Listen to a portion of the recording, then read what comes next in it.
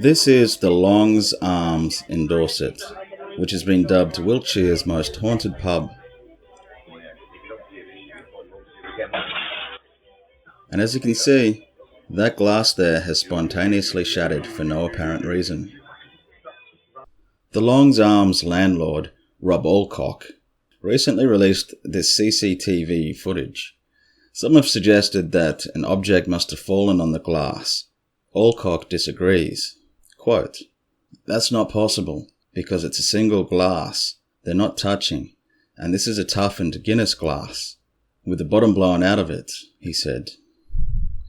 "There's no way anything could have hit it. It's just really odd, and you can see from my wife's reaction that she's pretty freaked out." He continues, talking about the haunting in the pub. "Normally you see things, and then you look back, and there's no one there.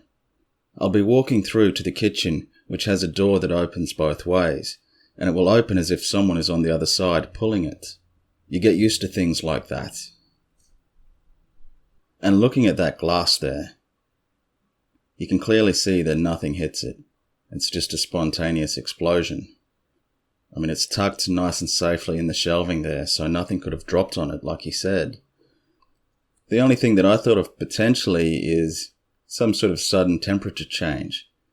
Because I remember a few years ago I poured boiling water into a cold glass and it just exploded. But clearly there's no water here. But I was thinking that it could be some sort of localized paranormal temperature change. Because in a lot of hauntings, the investigators often report a drop in temperature just before the haunting occurs. So maybe this is just like a very localized and sudden drop in temperature which has caused the glass to shatter like that. Welcome to News from the Fringe. Some of you might remember, I think a couple of videos ago, I talked about my little friend the butcher bird who saved me from the snake.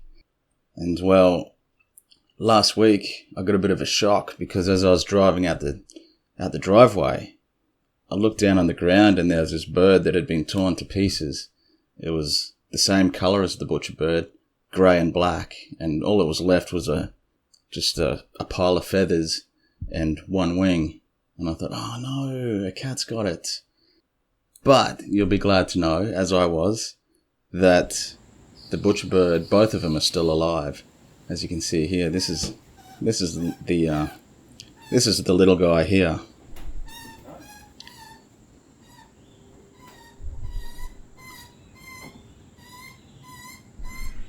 And also I made a new friend yesterday when I was mowing the lawn. This guy. He's a magpie. Hey buddy. And you can see that he's very used to humans. He came running up to me. Yeah. Expecting food, so I'd say he's adapted to the goodwill of humans. These magpies can be a bit of a nuisance during nesting season. They're really vicious. Butcher birds too, they'll swoop you. In Australia we've got basically 3 menaces during nesting season. There's the butcher bird, plovers, and these things, magpies. Magpies are the worst. The butcher birds, they'll swoop you, they'll make a bit of noise to let you know that they're there, and they don't hit that hard. The plovers, I've never been hit by a plover, but they nest on the ground like idiots. They usually nest in really high traffic areas for some reason. When they are protecting their nest, they work in a team. There's always one flying around in front of you and one behind you, so you're like this the whole time. And they make a lot of noise, so you know they're there, which is good. And also I've heard they've got hooks on their wings.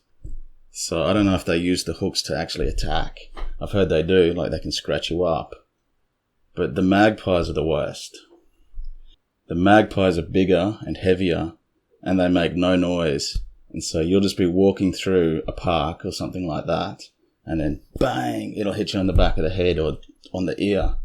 And it will hit hard enough that it will split the skin. It'll draw blood easy. And so they're a bit of a pest. They're not a pest just during nesting season there. You've got to be very watchful. Let's have a look at this first story. Extrasensory vision. Artist Conchetta Antico has a unique view of the world.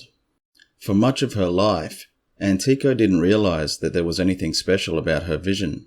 But around 10 years ago, she discovered that the incredibly rich coloration of the world around her was a spectacle not shared with the rest of the population. Antico is what is known as a tetrachromat, which means that her retinas have 4 color receptors instead of the normal 3, enabling her to see 100 million colors as opposed to the 1 million colors that you and I see. This remarkable psychedelic view enables her to see subtle colors in everyday things and has heavily influenced her art, her personal style, and just about everything else about her life. Quote, "It's not just an affectation, and it's not artistic license," she said of her art. "I'm actually painting exactly what I see. If it's a pink flower, and then all of a sudden you see a little bit of lilac or blue, I actually saw that. I didn't know I was not experiencing the world like other people were. For me, the world was just really colourful. It's kind of like you don't know you're a zebra unless you're not a zebra. I always felt like I was living in a very magical world. I know children say that, but for me, it was like everything was hyper wonderful, hyper different.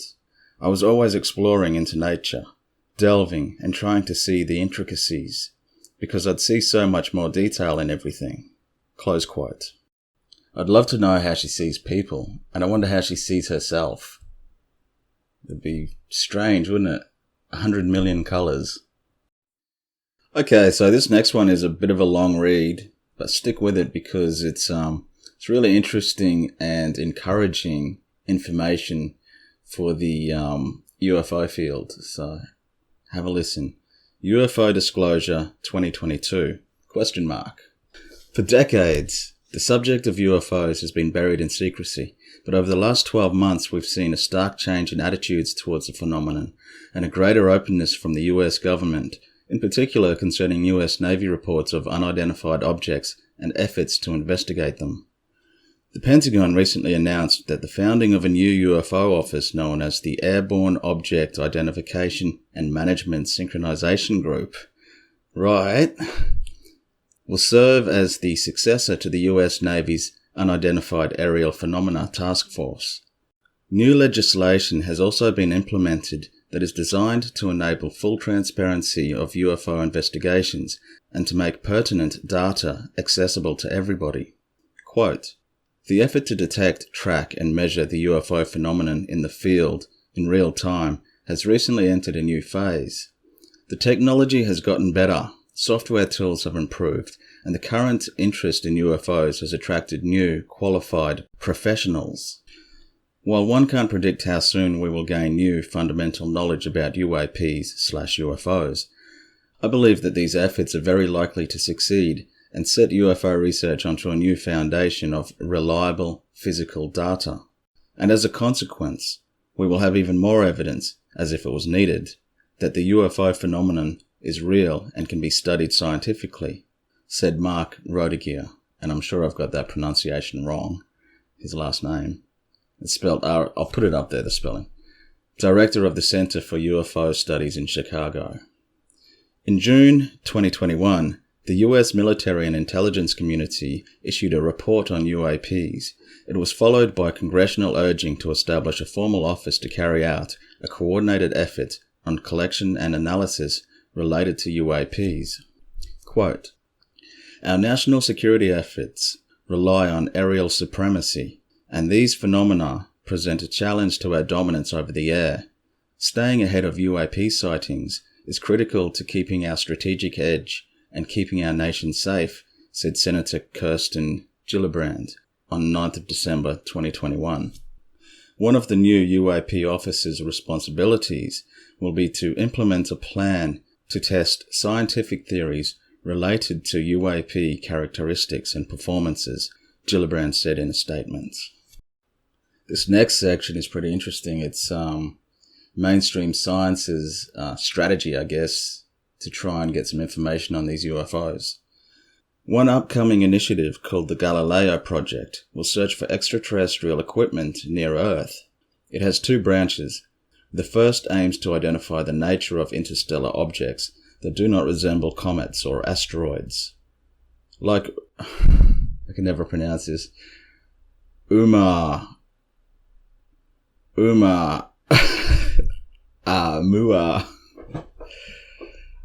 which was the first known interstellar object to visit the solar system. The second branch targets UAP, similar to those of interest to the US government. Quote, "The Galileo Project's data will be open to the public, and its scientific analysis will be transparent," said Harvard astronomer Avi Loeb, who is spearheading the project. He continues, "The related scientific findings would expand humanity's knowledge with no attention to borders between nations." Close quote. The Galileo research team includes more than 100 scientists who plan to assemble the project's first telescope system on the roof of the Harvard College Observatory in spring in 2022. Quote, "The system will record continuous video and audio of the entire sky in the visible, infrared and radio bands, as well as track objects of interest," Loeb said. "Artificial intelligence algorithms will distinguish birds from drones, airplanes, or some other phenomenon like that. Once the first system will operate successfully, the Galileo Project will make copies of it and distribute them in many geographical locations." Close quote. And this last part here surprised me. This is coming from academics. Attracting some attention within the scientific community is the possibility that UFOs are actually human time travelers. Academics are saying this. Quote, "The human time travelers model to explain UFOs has been gaining traction over the last couple of years," said Michael Masters, a professor of anthropology at Montana Technological University. Masters is the author of the 2019 book, Identified Flying Objects, which examines the premise that UFOs and aliens may simply be our distant human descendants using the anthropological tool of time travel to visit and study us as members of their own hominin evolutionary past.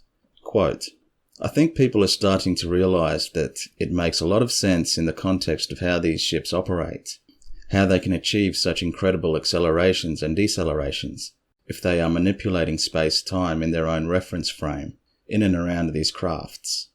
And if we can take seriously the description of beings seen in association with them, how they are commonly described in such human terms regarding their behavior, the technology, and far out, I am struggling today, my friends, the morphological form. Masters appreciates that the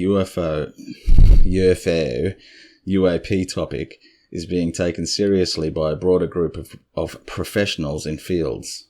Quote, "The more we continue to whittle away the stigma that has surrounded this subject for so long, the faster we may begin to understand the nuances of this mysterious phenomenon," he said.